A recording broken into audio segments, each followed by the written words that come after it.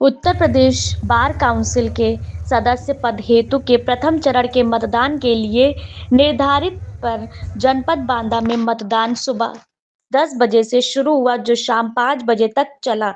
लगभग 14-20 मतदाताओं में से 540 मतदाताओं में अपने मतों का प्रयोग किया गया।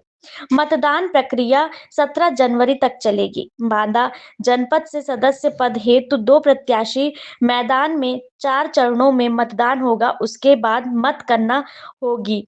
कल प्रत्याशी के भाग्य के लिए दूसरे दिन मतदान होगा। ये किस प्रकार का जनपद चुनाव से चल रहा अशोक है? कुमार पाठक, राम प्रकाश गुप्ता, चंद्रशेखर तिवारी और भी कई प्रत्याशी चुनाव लड़ रहे हैं। चित्रकूट धाम मंडल के चारों जनपदों के अधिवक्ता सदस्य पद में अपना मतदान कर सदस्य का भाग्य तय करेंगे। महर्षि वामदेव की नगरी बांदा से है, यहीं प्रैक्टिस करते हैं। कितने चरणों पर मतदान होना है?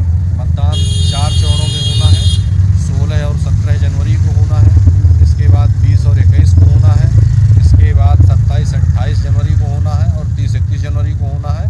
पूरे प्रदेश का चुनाव है ये, हमारे सम्मानित अधिवक्ता साथियों का चुनाव है। और हमारी क्या आप भी चुनाव लड़ रहे हैं? आपका क्या नाम है? मेरा नाम अशोक कुमार पाठक एडवोकेट है। मैं bar council of Uttar Pradesh सदस्य पद का प्रत्याशी हूँ, बांदा से हूँ। क्रमांक संख्या मेरा 67 है, 67 है।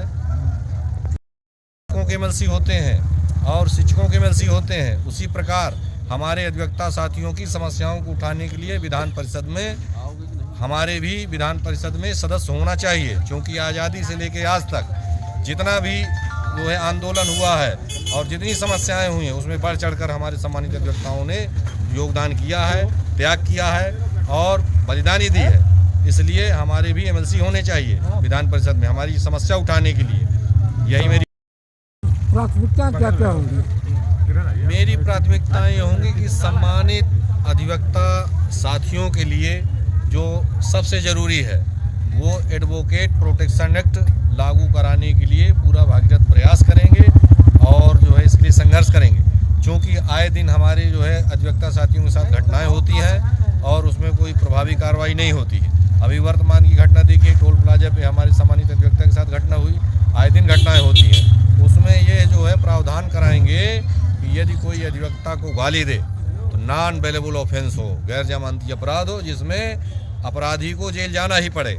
जूनियर अधिवक्ताओं के लिए क्या? जूनियर अधिवक्ताओं के लिए शुरू में आते हैं तो उनके लिए जो है दिक्कत होती है, मुकदमे नहीं मिलते हैं, इसलिए 15,000 रुपया प्रतिमाह उनको जो है प्रोत्साहन राशि दिलाने के लिए पूरा प्रयास करेंगे, भागीरथ प्रयास करेंगे और इसके लिए संघर्ष करेंगे। तीसरा, जो जैसे हमारे अधिवक्ता साथी बीमार हो जाते हैं, ठीक है, तो उसी तर्ज पर आयुष्मान कार्ड के तर्ज पर 10 लाख रुपए का स्वास्थ्य कार्ड जारी कराने का काम करेंगे।